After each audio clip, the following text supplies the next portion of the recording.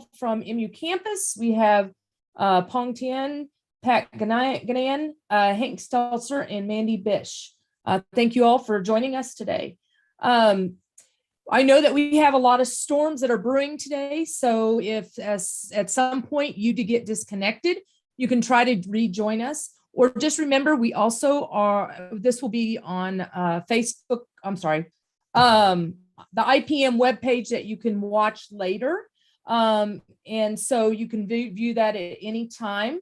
Kathy has changed her name to Ask Your Questions Here. So if anytime you have a question, just message her. Make sure to include your email. That way, if we do run out of time, we can get in contact with you and answer that question for you. We are going to start with the weather report.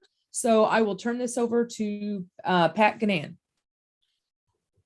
Thank you, Donna, and good afternoon, everyone. We have a very busy day weather-wise across Missouri, so I'll get right into it. This is a radar estimate of precipitation over the past 7 days, so over the past week, and that's up until about 7 o'clock this morning. Obviously, some higher totals with the very heavy precipitation impacting parts of central and southern Missouri as I speak. But as of this morning, over the past week, you can see where the rains have been falling, some big rains across the southern half of the state. These various shades of greens and yellows, anywhere from 1 to 2 inches. The Boot Heel is absolutely saturated, 2 to 3 inches of rain, and they're getting more today. So just some very wet conditions across much of the state. A little bit drier, but nonetheless somewhat wet across northern Missouri. They had been dry up in the northwest corner of the state, but they did get some decent rainfall over the past 24 hours. What a difference in temperatures across the state. On the left, these are temperatures from about 15 minutes ago using the Missouri Mesonet data. Look at these numbers in northwest Missouri. They're only in the middle 30s. Whereas if you go to the southeast corner of the state, 40 degrees warmer in the low to mid 70s. Obviously a very strong cold front bisecting the state.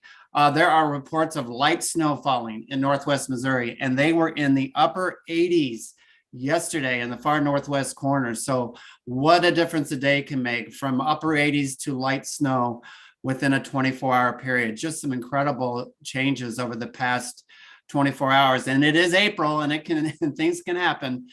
On the right, this is precipitation totals using Missouri Mesonet stations since midnight through about 15 minutes ago. You can see some of the totals, obviously some heavier totals across southern Missouri, but overall, generally lighter totals across northern, northwestern parts of the state, a little bit heavier as you go south and southeast through southeastern parts of Missouri, generally anywhere from near about a quarter to a third of an inch, some reports of a half and over and a half an inch. I'm sure with some of those storms in southwestern Missouri we've seen this morning, there's some much heavier totals, and those will be coming in through the course of the day. The soil temperatures have responded over the past couple of weeks to these up and down temperatures. I used Columbia, Missouri as a midpoint for the state. These are the 2-inch bare soil temperatures here on the left from towards the end of March up through yesterday. And the red line is the trend over the past couple of weeks. The blue line is the mean that we see over about a 22-year period. And you can, again, see the up and down nature. We've had some mild days over the past past few days, obviously highs in the 80s yesterday. And then, so the temperatures are more near normal as of yesterday. That's going to change. On the right, these are the latest soil temperatures from about 15 minutes ago. Again, only in the lower 40s, of course, with air temperatures in the mid 30s. Those soil temperatures have been dropping. As that cold front moves through the state, these temperatures will be dropping as well. Some of these soil temperatures you see in southeastern half of Missouri, those are going to be the warmest temperatures starting just today, because as these colder temperatures move in today, we're going to see cooler weather conditions through the weekend and early next week, and these soil temperatures are going to drop accordingly. I think the big story, the weather story for today is that across the southeastern parts of Missouri, not only Missouri, but much of the parts of the Ohio River Valley and south central U.S., severe weather. We do need to keep an eye out, especially southeast Missouri. There is a moderate risk of severe thunderstorms in this deeper shade of red area. On the right, just about less than an hour ago, the Storm Prediction Center has issued a tornado watch for southeastern Missouri. That is in effect until 4 p.m. today. We currently have quite a bit of severe weather or strong thunderstorms impacting southwestern, south central parts of the state. Those storms will move east and northeastward today, bringing the potential for some more severe weather across southeastern parts of the state. I highlighted right here the discussion from the Storm Prediction Center indicating what the likelihood of severe weather, the type of weather. They are indicating that the highest likelihood for damage will be to strong straight line winds. There is a slight chance there could be some embedded tornadoes with these storms and some large hail, but I think for the most part, the biggest potential indicator for some severe damage will be with some strong straight line winds that could reach 60 to 75, even 80 miles per hour. So keep an eye out, of course, in this area where we have a tornado watch again until 4 p.m. this afternoon. On the upper left, we have obviously a very active weather day today. I just look at all these colored counties across the state. Northwest Missouri is under a freeze watch, or a freeze warning, I should say, for tonight, with cold temperatures, freezing temperatures anticipated across much of northern Missouri. Some of the lowest temperatures are forecast across northwestern Missouri. These greens are indicative of flood warnings across south central Missouri. Flood watches, the tornado watch is in yellow. There are severe thunderstorm warnings in this orange color. So just a lot of activity taking place with all these various forms of warning, watches, and advisories. The temperatures over the next few days that take us through the weekend here in the lower left. We talked about the freeze warning for tonight across northwestern Missouri. That perhaps could be extended into parts of west central, even northeast Missouri, but it does look like the coldest temperatures in the lower 30s will be impacting the northwestern corner of the state. High temperatures tomorrow, cool. We generally this time of year, we see highs in the middle 60s, even upper 60s across southern Missouri. You can see they're running about 5 to 10 degrees below average, with high temperatures tomorrow only in the 50s across northern Missouri and generally in the low 60s across southern parts of the state. On the right, from top to bottom, these are the low and high temperatures for Friday, Saturday, and Sunday. You can see that cold weather continuing with lows in the 30s across much of the state, especially northern Missouri on Friday morning, Saturday morning, and Sunday morning. So again, this cool weather is here to stay over the next several days. High temperatures on Friday, Saturday, and Sunday will be generally in the lower 50s and 60s across much of the state. And that continues into Saturday and Sunday. Again, these are running about 10 to 15 degrees below average for this time of year. So a cool period is in the offing starting today and through much of the week and into early next week as well. This is a forecast of precipitation over the next 5 days. I do believe the majority of this precip that is forecast is what we're experiencing today and on into late tonight, perhaps across southeastern parts of Missouri.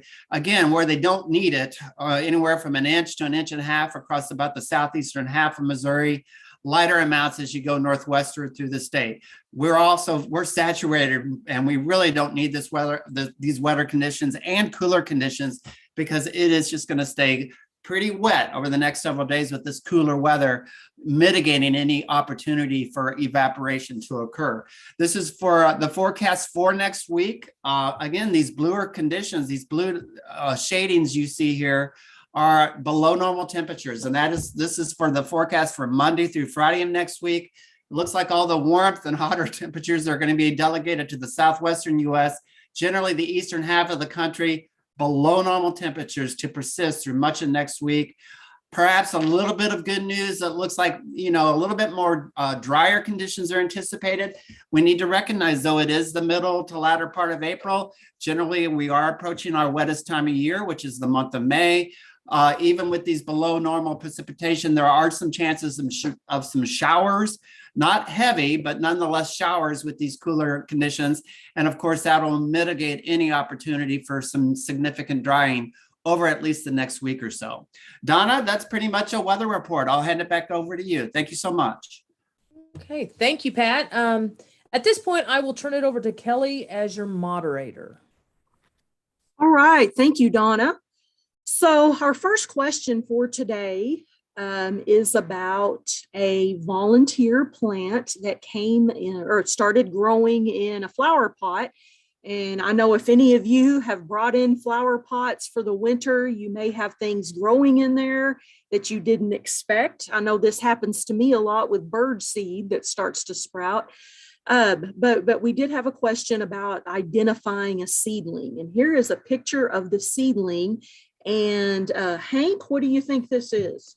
Oh, that's an oak seedling. That's probably, it looks like those leaves are pretty juvenile, but looks like a little black oak seedling. So it's not uncommon. Probably, like you said, if you had flower pots sitting outside or where squirrels can come into, they like to bury things, and they tend to forget what they bury sometimes.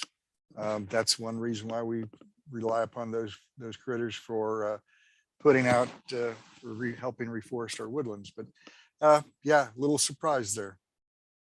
All right, cute little guy. Thank you, Hank. Okay, and then Hank, I have a couple of other things for you as well. Okay. Can you tell us a little bit about controlling sweet gum balls and also winter burn on pines? Sure. Let's I'll show you. So this is something that's come out of it comes out of Washington State Extension. It's a pub. I think they're going to post it up there for you, but I get a lot of reports, or did get a lot of reports for winter burn on conifers, particularly up in the northwest part of the state, where it's been exceptionally dry, going from the fall on into the winter. Not uncommon for this to happen. Get a lot of questions. Well, what can we do? Well, hopefully, preventative. It's making sure that our conifers are going to transpire and take water out of the ground. So it's watering in the fall and the winter occasionally, probably putting down, if you got conifers like this, an inch at least every other week to kind of keep them from getting stressed. If they're exposed like this, then the ground freezes or it's dry. You get the burn on the foliage. Nothing you can do about the needles you see there, but it'll come out of it. If it's really extreme, you can take your fingernail and go back along the stem, along a twig, and scratch it. And as long as you see it green, it'll go ahead and bud out. You might not have the terminal buds on those branches, but that's how we shear Christmas trees, to get that bushy appearance to it. So nothing else you can do there.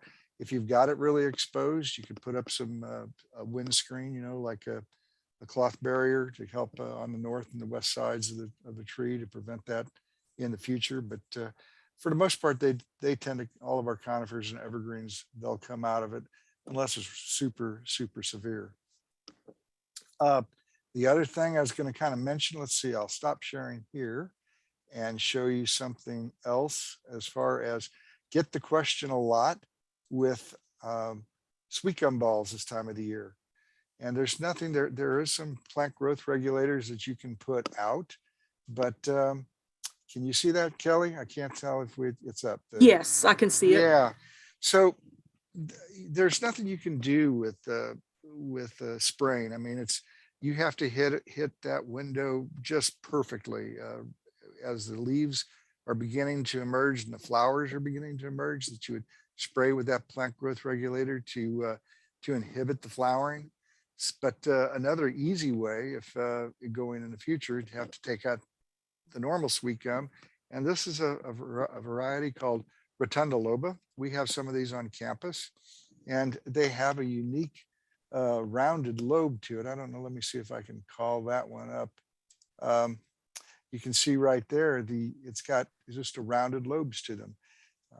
They do very well. If they're plant zones 6 and 7, works pretty good. Native to the southeastern U.S., but I've seen them planted, like I say, up here in mid-Missouri with no problem to it. So that's one way, because it's just a sterile tree. That's all I've got on the tree side of things. Unless somebody has any questions, I kind of pop into the group from time to time, and we'll be happy to answer any questions you might have. All right, just one question for you, Hank. Have you ever stepped on a sweet gum ball while barefooted? Yeah, I have, but it's the way it is. It's the way it is. Yep. It's the way it is. All right. Thank you very much, Hank. Appreciate it. You're welcome. Okay, our next question for today is as follows. My neighbor's tree overhangs into my yard and it's caused bare spots in my lawn. I need to reseed these bare spots. I have a beautiful sodded lawn full of tall fescue and wondering what type of seed I can use for that area to match my existing tall fescue. Manoj, you want to take this question?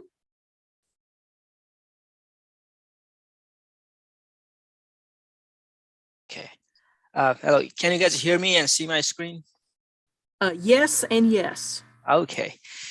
So here we are in the spring, middle of April, and I'm going to talk about grassy weeds today, and then also tackle that questions about seeding under the shade. Again, my name is Manoj Chetri. I'm a field specialist in horticulture over here in Gallatin, Missouri. So when we talk about grassy weeds, the first thing we can think of is crabgrass. And at this time of the year, we can get a lot of questions about this, curiosity and concerns about the crabgrass, because it is one of the most common grassy weeds in warm season and cool season lawn both. So first thing with any grassy weeds is that the identification of grassy weeds becomes very challenging because in younger stage, the grassy weeds looks very similar to your turf. So it's very hard to identify the weeds itself. And again, once you identify the weed, and it's very hard to narrow it down and tell what type of weed it is, because a lot of grassy weeds like crabgrass, goosegrass, Dallas grass, they look pretty similar. And even the professionals, managers, they find it challenging to differentiate them. I'm going to give you some few insights and tips on how to identify crabgrass here today, and maybe in some time in future we can look over other types of grassy weeds. And here in the top picture, in picture A, I have a young crabgrass, and this young crabgrass looks very similar to your tall fescue or other cool season turf, and it becomes very hard to identify. So one thing I will be looking here is this crabgrass grows very prostrate or lateral. It does not grow vertical like your turf grass. The leaf blade is very broad compared to your tall fescue or bluegrass or other turf grass. And the color difference is also very distinctive. The colors is lime green in your weeds versus your turf grass, they are dark green. Some of the interesting things that you can look for the crabgrass especially is it likes when there's a berry spots, like here in the picture. See here, when there's a berry spots, it just grows, find that space and likes to grow in the berry spots. When your turf is thin, you are more likely to see crabgrass in the areas where you're like near the sidewalks or high traffic areas where turf is thin again and the soil is compact. Crabgrass just happens to go there. And in terms of timing, I think timing will give you a very good clue to identify what type of grassy weeds is on your yard. The crabgrass is the first grassy weeds in general to emerge in your yard. The timing for the crabgrass is, when the soil temperature becomes 55 degrees Fahrenheit for 4 days in a row, then that's the ideal soil temperature for crabgrass. And in Missouri, this falls sometimes from between late April to early May. And again, in the southeast Missouri, as we just saw in the weather update, that the soil temperature is quite different from southeast to northern part of the Missouri. And so that's why the differences we can see in terms of crabgrass emergence across the state.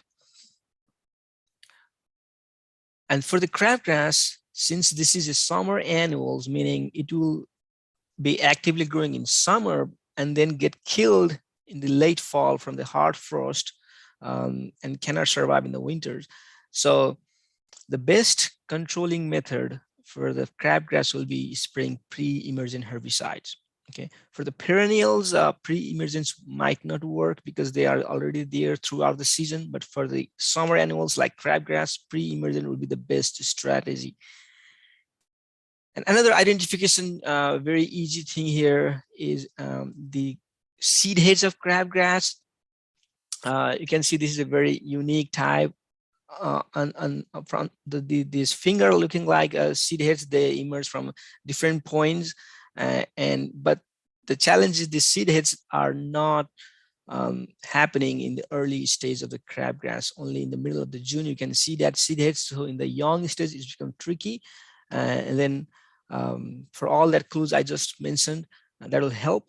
But another interesting thing also will be to look closer at your crabgrass. So this here on the top part is the leaf blade, and the leaf sheath in the down, the junction where these both leaf sheath meets the leaf blade, we call this ligule.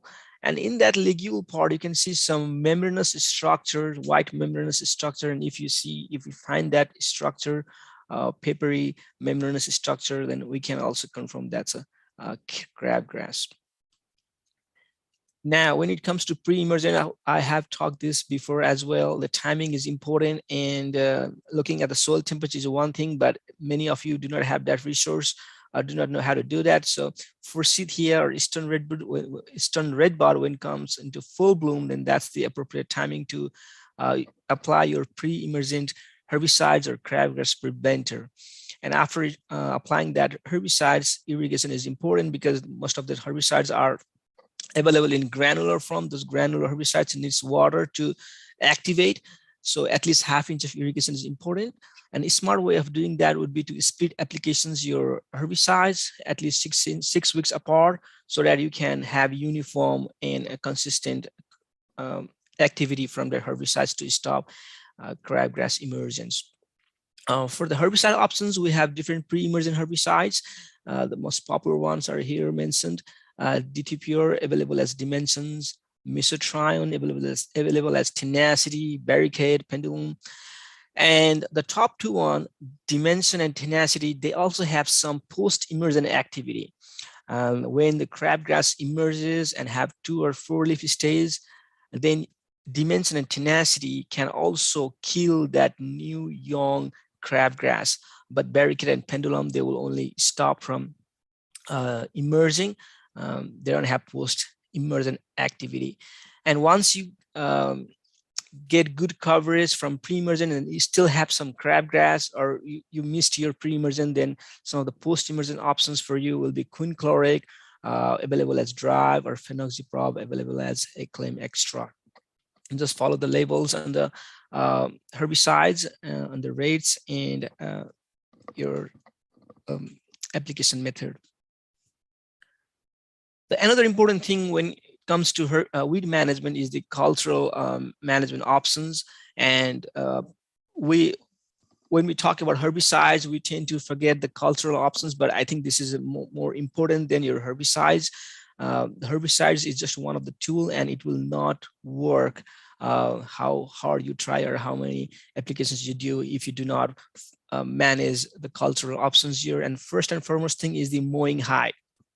So in terms of crabgrass and other grassy weeds, if you can raise up your mowing heights even ½ inch higher than what you usually do, then you can get good control by developing the vigorous turf in itself and overtaking or outcompeting that grassy weeds. So if you have a crabgrass problems, the persistence of perennial problems, then you have to manage your yard at least 3 inches of height.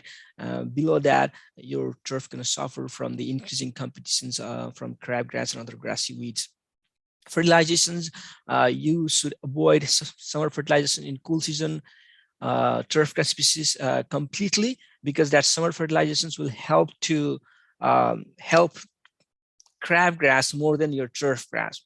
So your fertilization has to be in the fall, September, October, November. And if your yard is thin and suffering, then you can also do a little bit of fertilizer in the spring, but you should completely avoid summer fertilization, because that only helps the grassy weeds. Irrigations, again, the turf grass like tall fescue, they have deeper roots. So you have to irrigate deeply and infrequently, like once a week, more deeply. That will help your turf grass roots to harvest the water from deep soil profile, and your crabgrass will suffer because they have shallow roots. And also, if possible, if you can reduce shade from your trees, shrubs, then that will help to harvest more light for your turf grass and outcompete weeds. Again, weeds are more tolerant of shade than your turf grass. And speaking of shade, now we have we received the questions about one of the client. He laid out the sod, tall fescue sod, but the shade from actually not from his tree, but from the neighbor's tree, the shade imposed on his turf or on his yard is making his newly sodded tall fescue worse, and they are suffering. So the question was, what kind of seeds should I buy to fill that bare spots? So first thing I want to talk about is when it comes to dense shade, that managing turf is very hard and challenging because any kind of turf grass species needs some hours of sunlight. Because some need 6 to 8 hours, some need 2 to 4 hours, but at least there has to be some hours of sunlight. So if you have that kind of spots, that kind of area, it's very challenging. But there are some ways, some species of turf that can do much better than others. For example, your fine fescue is one species of turf, which is a cool season turf that has the most shade tolerance. It can thrive very well in shade compared to other species of turf like perennial ryegrass, Kentucky bluegrass. Tall fescue in general is better than Kentucky bluegrass or ryegrass, but it's not as good as fine fescue. And I'm showing here two different types of levels of seed here. On the left is a typical level that you can find in a garden store when you go and shop for dense seed mix or premium seed for dense seed.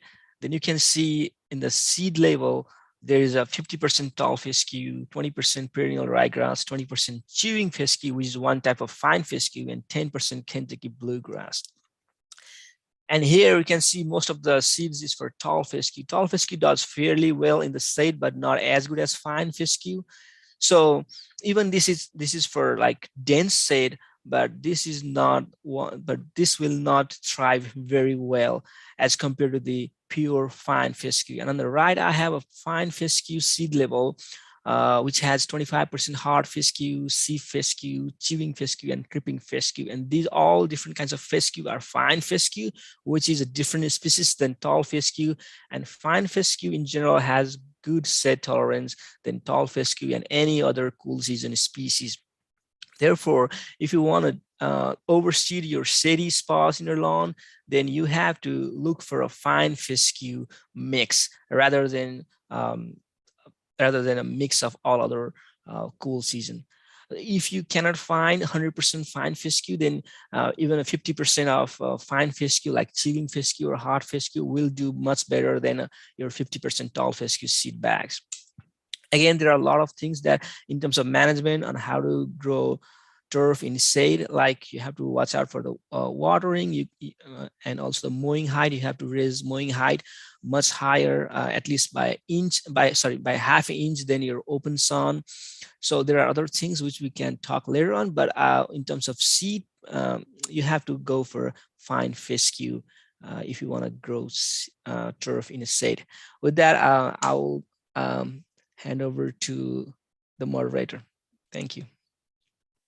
All right, thank you, Manoj. And Manoj, we're really happy to have you join our horticulture team. So thank you for that great information.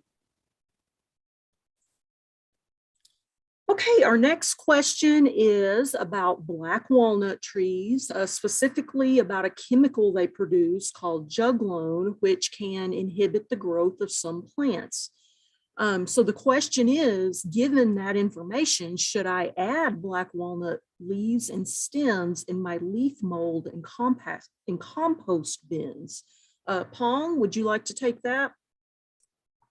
Thank you, Ms. Kelly. Hi, everyone. Good afternoon. My name is Peng Tian. I'm the director of IMU Plant Diagnostic Clinic. Today, let's talk about juglone. So you may heard about Juggernaut from X-Men or Deadpool. He's like beast, really powerful, really destructive. And anyone who approaches him, he basically just smashed them. So for plants, because juglone, this chemical compound, the black walnut is considered as a killer plant like a juggernaut. So because many plants that live in the surrounding area of the black walnuts will be affected. So what is juglone? Juglone is an organic compound in walnut family plants. It presents in all parts of plants, mostly in buds, nut hulls, and roots. There's some small quantity of the juglone in leaves and stem.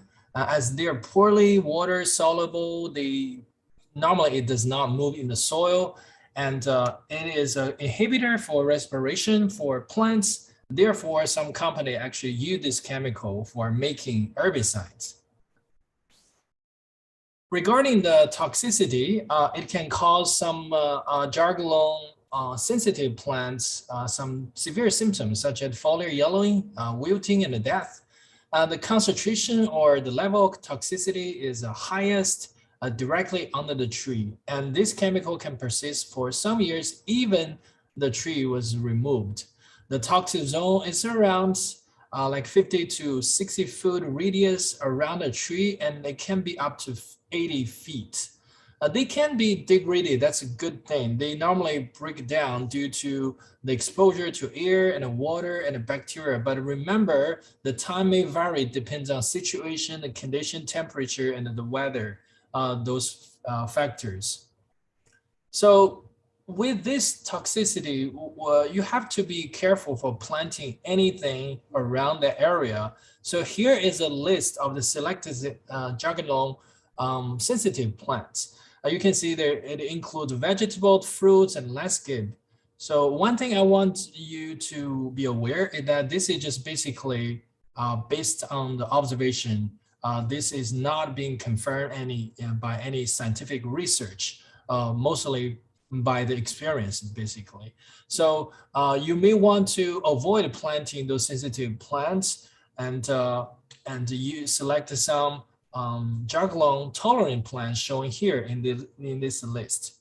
So with all the information, what would be my recommendations? Here, if you don't like your black walnut tree and you want to plant more plants in your garden or in your yard, just remove it. And if you want to keep your black walnut tree, move away any plants that are sensitive to juglone, and plant less sensitive plants. Using the raised beds that can allow avoiding the roots penetration from walnut tree. At the same time, respond the question that being asked, I would not recommend using leaves, bark, or wood chips for mulching and compost because even though a little quantity of the juglone can cause some impact on the plant growth, if you see that symptoms already showing up, it's better to move the plant as soon as possible because the plant gonna die very soon. The breaking down time may vary based on different factors. So it's better not using the leaves, bark, and wood chips for future use. I guess that's all I have. I will give back to you, Ms. Kelly. Thank you so much. All right, thank you, Pong. Okay, well, next we're going to talk a little bit about Easter lilies. And of course, Easter is this weekend, and Easter lilies are in stores right now, and they certainly make a beautiful addition to your dinner table. So Jennifer is going to tell us a little bit about care of this plant. Thank you, Kelly. Well, Easter lilies are one of my favorite potted plants, along with poinsettias. So I've been talking about Easter lilies here for the last few weeks, and even wrote an article about Easter lilies that you might have seen in my Garden Talk newsletter. Well, Easter lilies are native to southern Japan. There's some islands to the south of Japan where they come from, and that is where they're native to. They are used in Easter celebrations. Lilies represent rebirth and hope, just as the resurrection does in the Christian faith. I thought I'd tell you a little bit about commercial production of Easter lilies, because we get these beautiful potted plants, but we may not know exactly how we get them or where they come from. Well, there are commercial producers, in Northern California and Oregon that grow nearly all of the Easter lily bulbs sold in America. And that area is known as the Easter lily capital of the world, producing about 95% of all the bulbs grown in the world for the potted Easter lily market. And just like poinsettias, they have a very short window of sales. They have about a 2-week period. And Easter lilies are the 4th largest crop in wholesale value in the United States potted plant market. This is according to the U.S. Department of Agriculture. The potted plants that rank ahead of them are poinsettias, chrysanthemums, and azaleas. And in the photo here on the lower right, you can see a field of commercially grown Easter lilies. And then these photos are showing you potted Easter lilies in greenhouses, commercial greenhouses.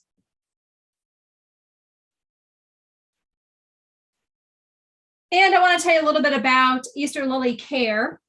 So when selecting an Easter lily, you want to select a plant that is in various stages of bloom, from buds to open to partially open flowers. The foliage needs to be green. It should look like a rich dark green in color, dense, and extend all the way down to the soil line. If you're keeping these in your house, you want to make sure you keep them away from drafts and heat sources, as this can dry them out. So don't put them near appliances or heating ducts. And also don't put them near ripening fruit. So just like cut flowers, you don't want to put these potted plants near ripening fruit. Bright indirect light is best with daytime temperatures between 65 and 75 degrees. And you want to water these plants only when they feel dry to the touch. You don't want to overwater them. So just like a poinsettia, you want to be careful on how much water you give them. So the care is very similar to a poinsettia. Only poinsettias seem to get root rot a lot faster. But just be careful on overwatering these plants and keep them out of direct sunlight. To prolong the life of the blossoms, remove the yellow anthers, which are the pollen-bearing pods found in the center of the flower. And in this photo, you can see the yellow right there in the center. This photo here is showing you an Easter lily that I have planted outdoors. After the plant was done flowering, I cut off the stem and I planted it outside in my flower bed.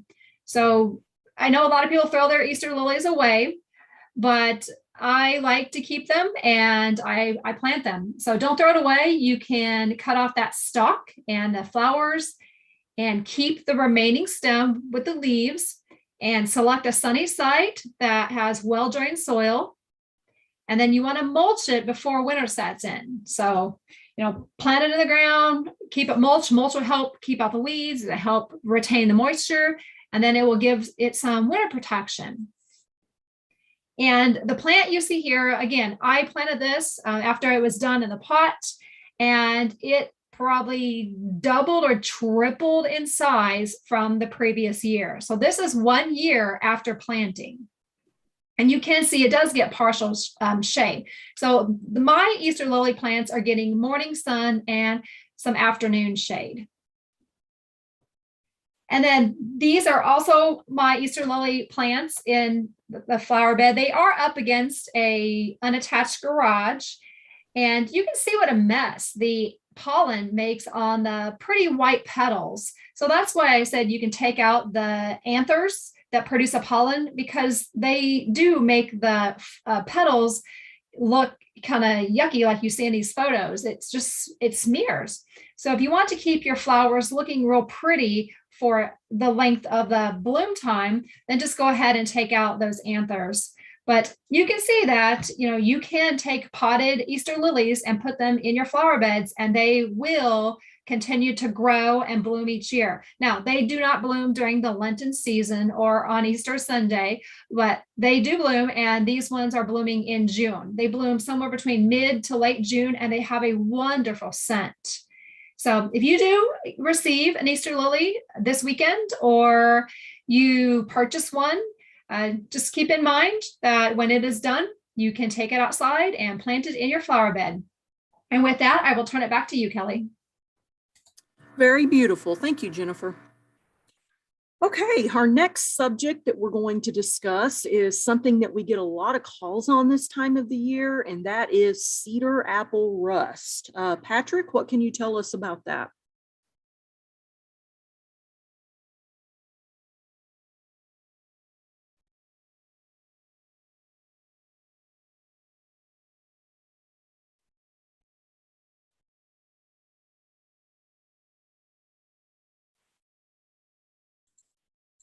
Patrick, we're not seeing anything and we can't hear you.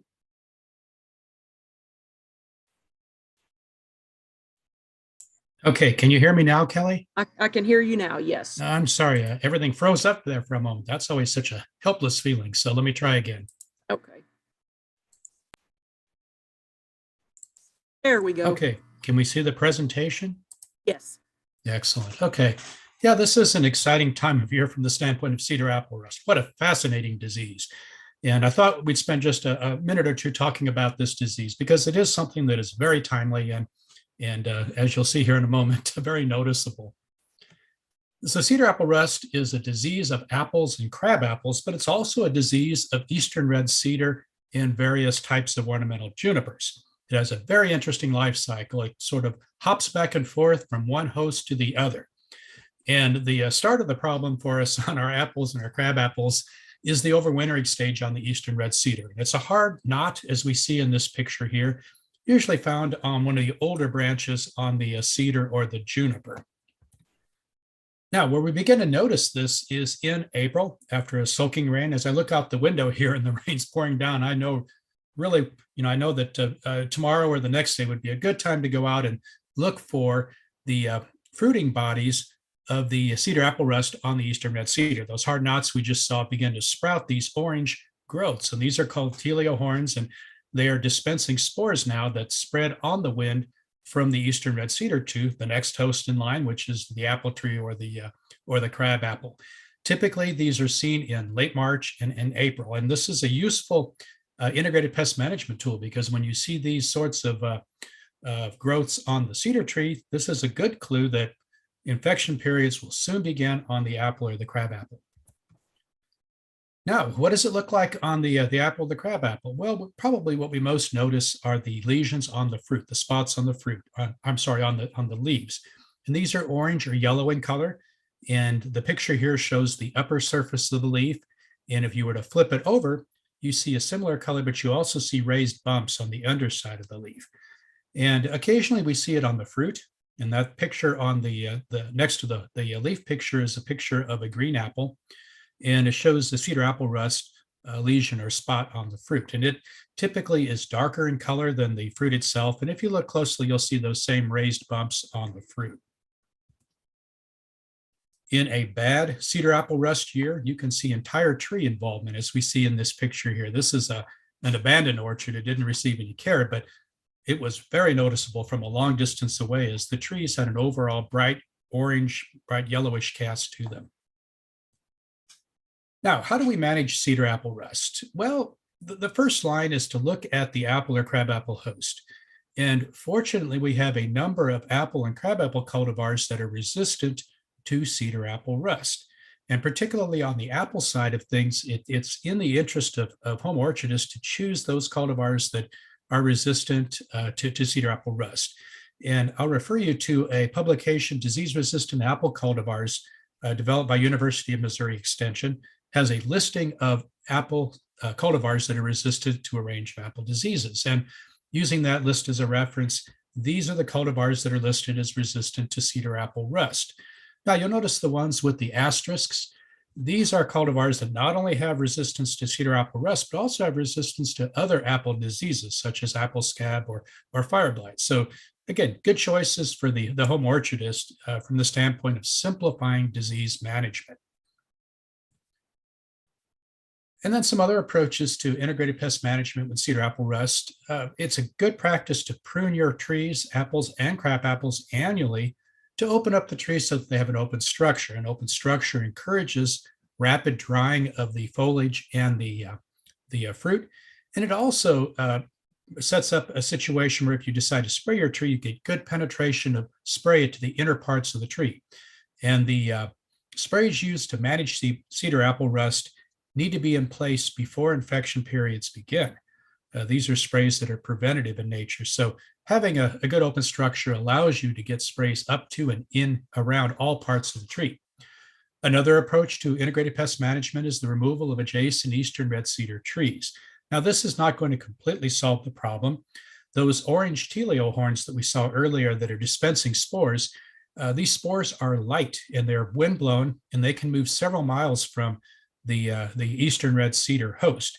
So it's generally not practical to remove all of the eastern red cedars within two miles of our orchards, but removing those trees that are adjacent to apples or crab apples will be helpful.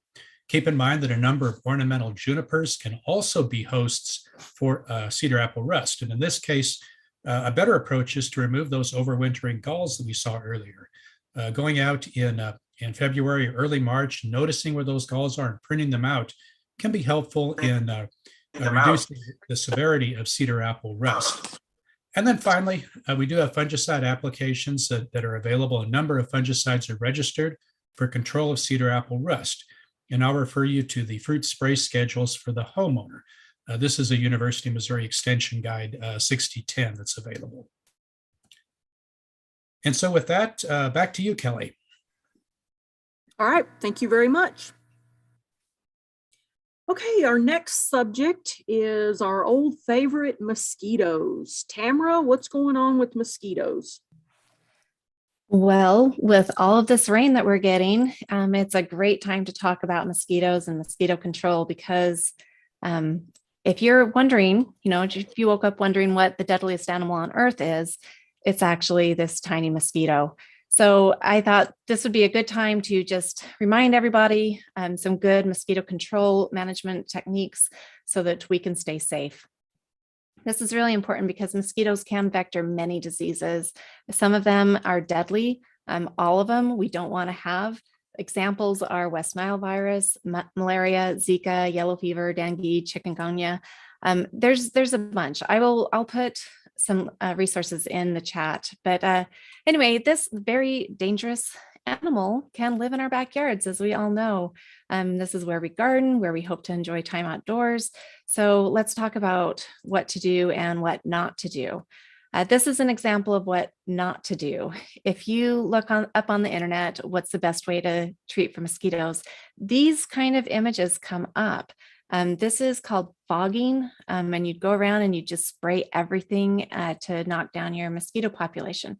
The problem is you're not just killing mosquitoes. There are so many other insects that are affected when mosquito controls are applied. These pesticides don't selectively target mosquitoes. Rather, they pretty much kill every insect. Also, these foggers can be effective, usually only for about a few hours, but the harm they do for the beneficials are much longer lasting. The beneficial insects really truly are the biggest losers in those abatement programs, including insects that eat mosquitoes.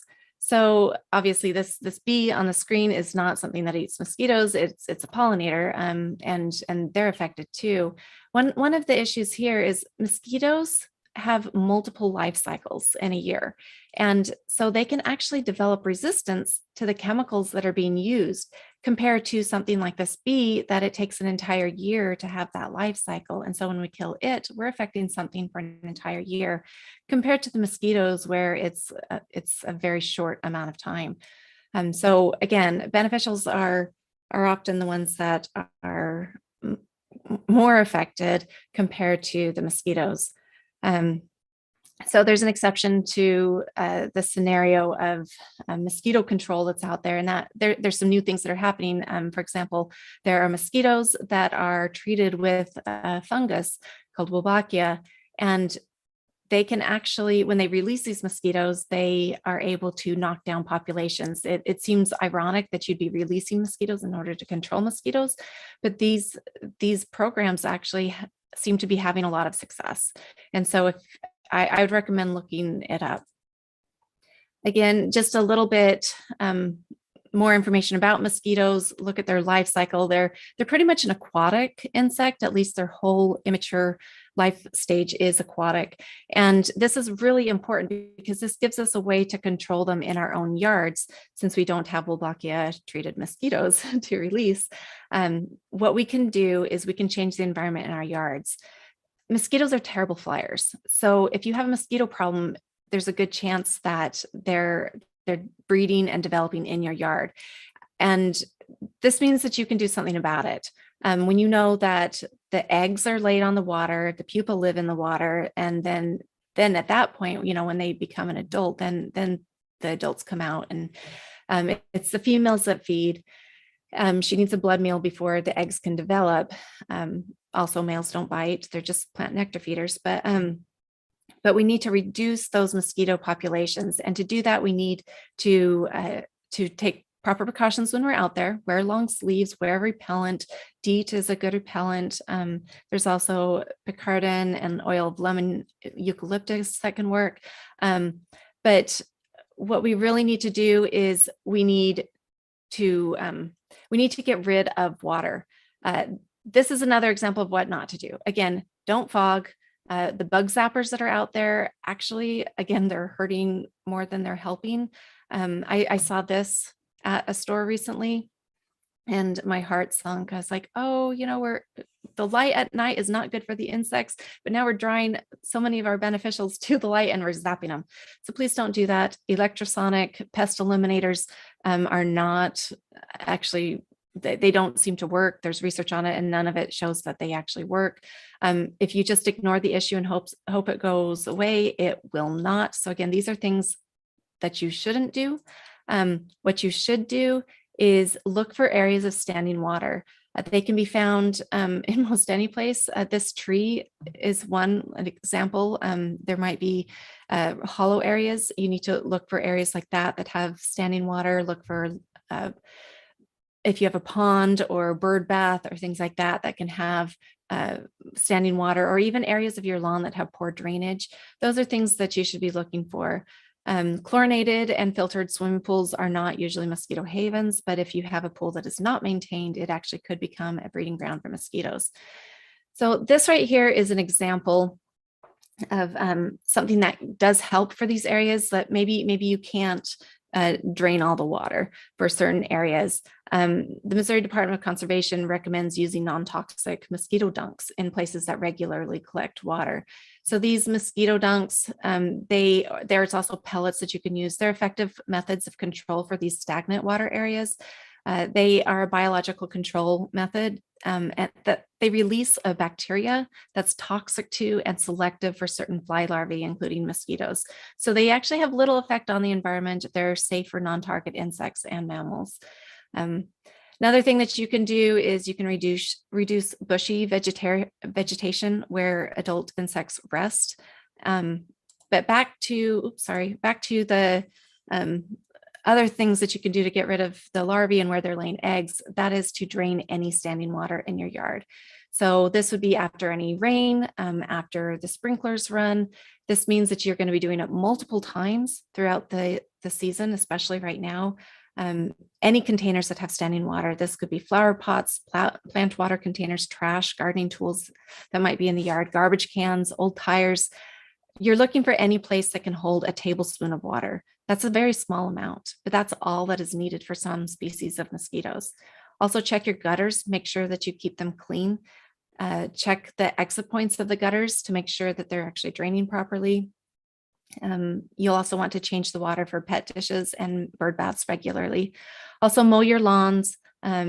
If you have really tall grass, you want to cut that back. Any vines and shrubs that are next to your house, you want to give some space so the air circulation is good and it reduces the places for them to rest. And also fix any drainage issues in your yard. So those are my recommendations for controlling mosquitoes, and hopefully it'll make it a lot more pleasant to be out in your yard. I'm going to actually just go on to the next point very, very fast. We were going to do the insect friend or foe. I put a nice picture of a friendly insect in here because the next one is the friend or foe. So I'm going to launch the poll and let you guys tell us: friend, foe, neither, or it depends. I'll give you just a few seconds. I did give you a very big hint. All right, I'm going to go ahead and stop it in 3, 2, 1. All right, so the results. We have folks that saying friend, foe, neither, it depends. We have everybody, but most everybody said it is a foe. And that is actually correct. This is a spotted lanternfly, not a fly, but it is a bug. It's in the same order as leafhoppers, aphids, and cicadas. This insect deserves a whole PSA, like mosquitoes too, but that will have to be for another day. I just wanted to give you just, I want you to have a heads up for this. It's not presently here in Missouri, but it is on its way. So do look for, if you happen to see an insect like this, you'll want to report that to the Missouri Department of Agriculture, and I'll drop some links in the chat for more information and how to get in contact with somebody. So that's what I have. Thanks so much, Jennifer. All right, Tamara, we did have one question that came in the chat that I'll read here. And the question is, I've read that you can put a few drops of blue dishwashing liquid in standing water to kill the larva. Do you know if this is true? Well, if you put soap in the water, yes, it probably can kill mosquitoes, but it also could be killing other things as well. It's probably not great for birds that would be in it as well. So I wouldn't recommend using soap. Those mosquito dunks are actually very effective, and they're not expensive either. So that would be my preference or my recommendation. Okay, good to know. Thank you very much. Okay, well, that is our time. So I'm going to turn it back over to Donna to close us out.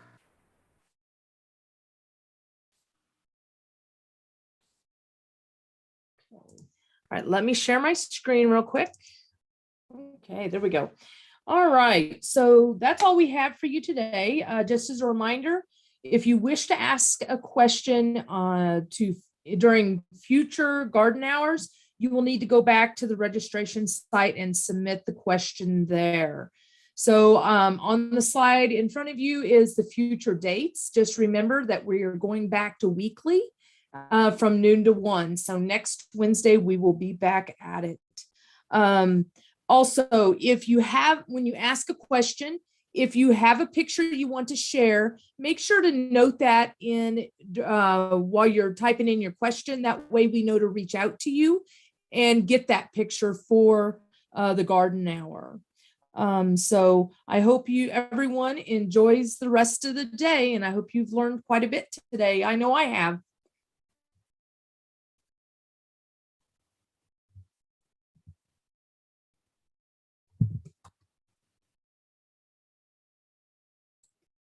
There's a comment in the chat about May 10th is a Tuesday. Just remember that it is on every Wednesday at noon.